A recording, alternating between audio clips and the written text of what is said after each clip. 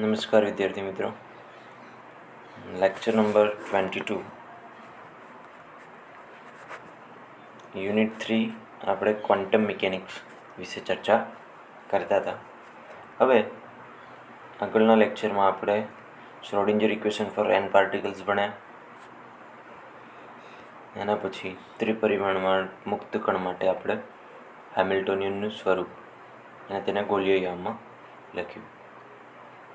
એના પછી Schrodinger equation for different mass and different charge particles એ ભણ્યા. ઓકે, હવે આજે આપણે ભણીશું n કણોના તંત્ર માટે સંભાવના અર્થઘટન. આપણે ભણવાનું છે પ્રોબાબિલિટી. બરાબર, કેટલા કણો માટે? તો કે n કણો માટેની સંભાવના. બરાબર, ઓકે. હવે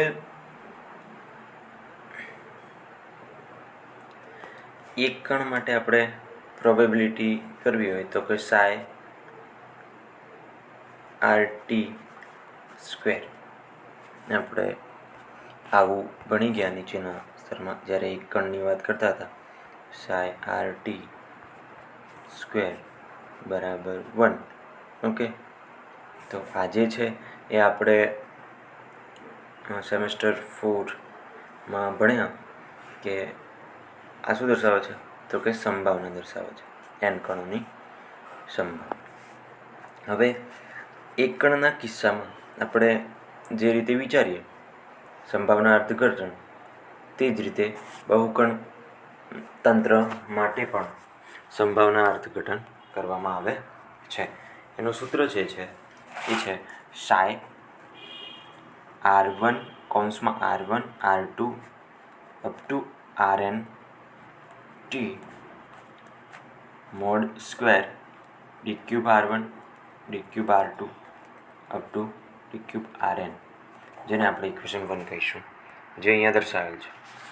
ઓકે, જો છે ને.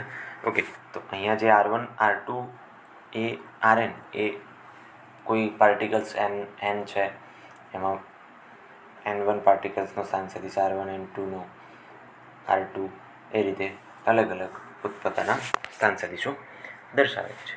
અને જે કદખંડમાં છે, જેટલા કદખંડમાં આપણે પ્રોબેબિલિટી વિચારવાની છે, એને આપણે d cube R1 d cube R2 up to d cube Rn વડે દર્શાવ્યું છે.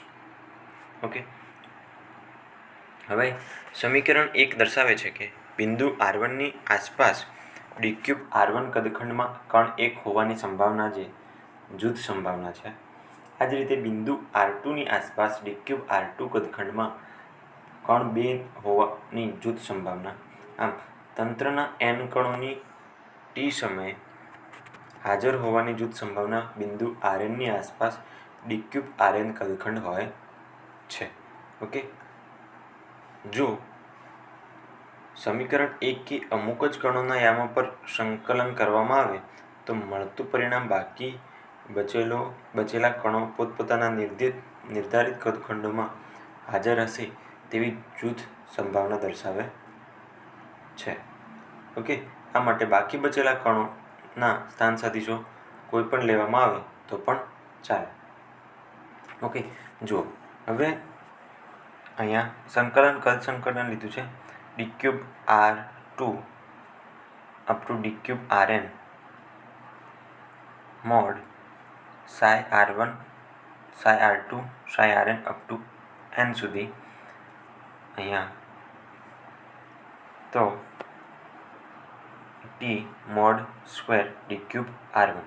તો અહીંયા શું કહે છે? જો સમીકરણ 1નું અમુક કણોના યામો પર સંકલન લેવામાં આવે, અમુક કણોના યામો પર સંકલન લેવામાં આવે તો મળતું પરિણામ બાકી બચેલા કણો પોતપોતાના નિર્ધારિત કદખંડોમાં હશે તેની જૂથ સંભાવના દર્શાવે છે. આ માટે બાકી બચેલા કણોના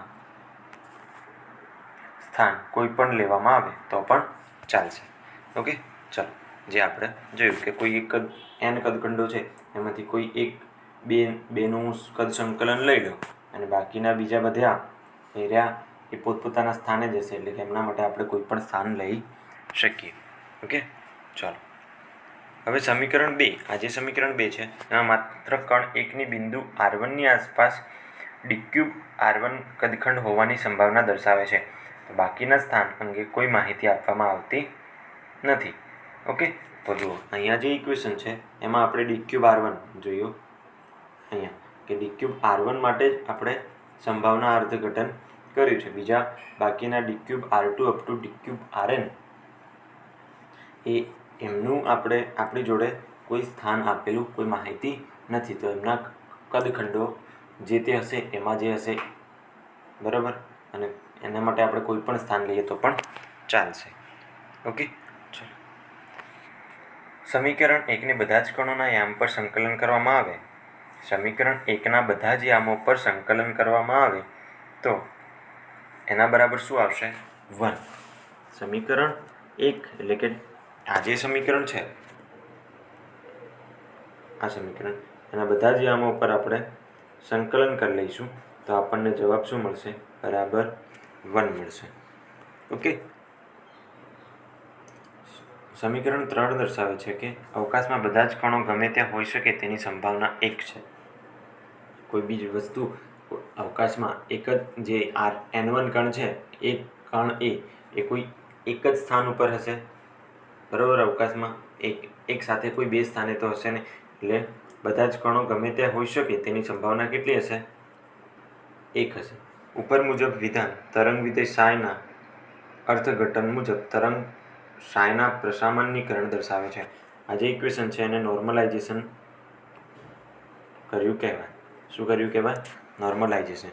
આને આગળના જઈશું એટલે સાઈ સ્ટાર સાય d³ R બરાબર 1 આવી રીતે પણ નોર્મલાઇઝેશનને આપણે દર્શાવીશું, બરાબર. મોડ સાઈ સ્ક્વેર ને સાઈ સ્ટાર સાય d³ R વડે દર્શાવીશું. હવે નેક્સ્ટ ટોપિક છે, આપણે હાલ ભણ્યા કે n કણોના તંત્ર માટે પ્રોબેબિલિટી સંભાવનાનું અર્થઘટન. તો એનું જે સૂત્ર યાદ રાખવાનું છે એ સૂત્ર આ છે મેઇન, તો કે psi mod psi R1 R2 up to Rn mod square d³ R1 d³ R2 up to d³ Rn. Okay, હવે જો નોર્મલાઇઝેશન વેવ કે તો આપણે યાદ રાખીશું કે mod Sai square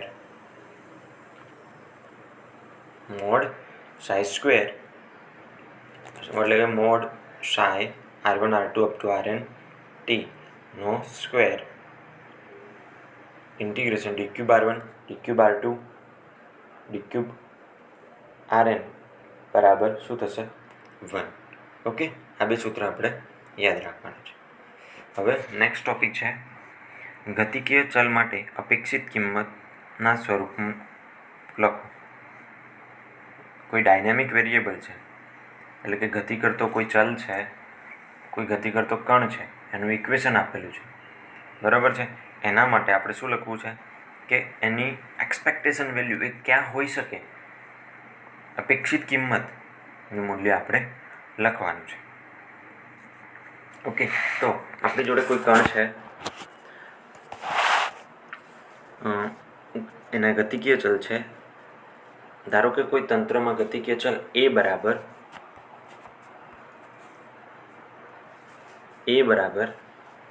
a R1 R2 એના સ્થાન સદિશો દર્શાવે છે અપ ટુ Rn, અને એના momentum p1 p2 up to pn એના મોમેન્ટમના યામ દર્શાવે છે. તો એની અપેક્ષિત કિંમત લખવા માટે આને બ્રેકેટ કહીશું, બ્રેકેટ a, જે શું દર્શાવે છે? Expectation value. જે શું દર્શાવે છે? Expectation value. ઓકે, જેને આપણે અપેક્ષિત કિંમત કહીશું. તો એનું સૂત્ર છે ઇન્ટિગ્રેશન એટલે કે n સાઈ સ્ટાર સાય, બરાબર. તો કઈ રીતે કરીશું? Psi star R1 R2 up to Rn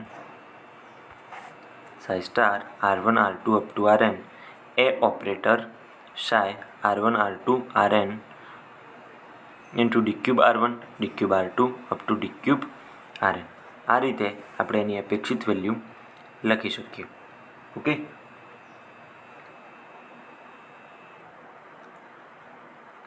યાદ રાખો કે જેમ વિકલનીય ઓપરેટર યામિક ચલો સાથે કમ્યુટ થતા નથી, એટલે કે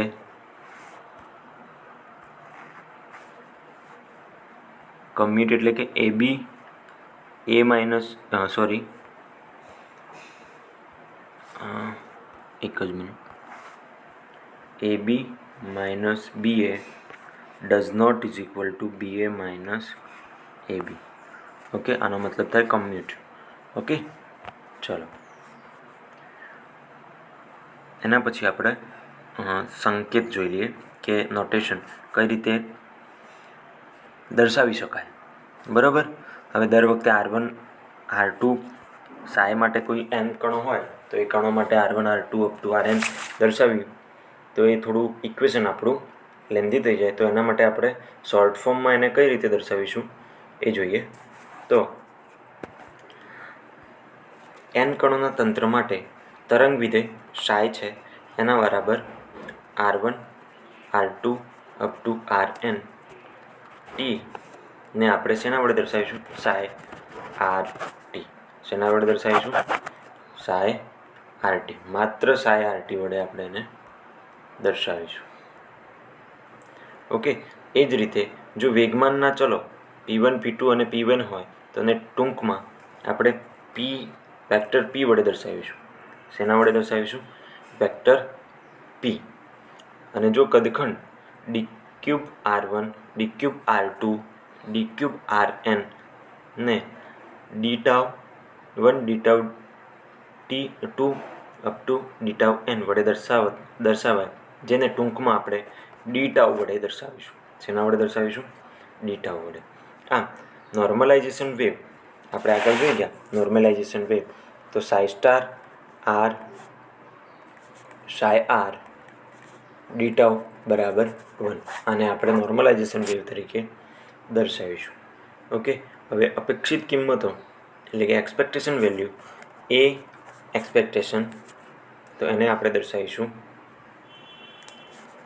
સાય સ્ટાર આર એ ઓપરેટ સાય આર ડી ટાઉ વડે દર્શાવી શકાય. ઓકે, ચલો તો અહીંયા આપણે સંકેતો ફરીથી એકવાર જોઈ લઈએ. તો જો R psi R1 R2 up to Rn t હોય તો સાય આર ટી વડે આપણે દર્શાવીશું. આ રીતે વેગમાન P1 P2 P2 up to Pn હોય તો એને ડાયરેક્ટ આપણે વેક્ટર P વડે દર્શાવીશું. એ જ રીતે જો કદખંડ d cube R1 d cube R2 up to d cube Rn ને d tau 1 d tau 2 d tau n વડે દર્શાવે, તેને ટૂંકમાં આપણે ડી ટાઉ વડે દર્શાવીશું. આમ તરંગ વિધેય સાયનું નોર્મલાઇઝેશન આપણે સાય સ્ટાર આર સાય આર ડી ટાઉ બરાબર 1 વડે દર્શાવીશું. આ ઇક્વેશન મુજબ ગતિકીય ચલ એ એક્સપેક્ટેશન વેલ્યુને આપણે દર્શાવીશું સાય સ્ટાર આર એ ઓપરેટર સાય આર ડી ટાઉ વડે દર્શાવી શકાય. ઓકે, ચલો તો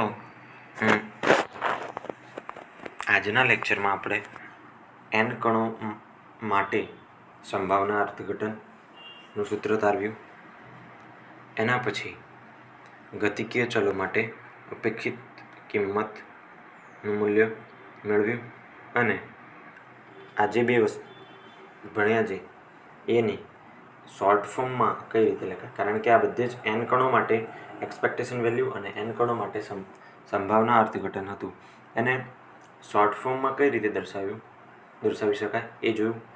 તો નેક્સ્ટ લેક્ચરમાં આપણે જોઈશું તરંગ યંત્રશાસ્ત્રની મૂળભૂત સ્વીકૃતિઓ. ઓકે, થોડું નેક્સ્ટ લેક્ચર માં આપણે આ જોઈશું, કારણ કે હાલ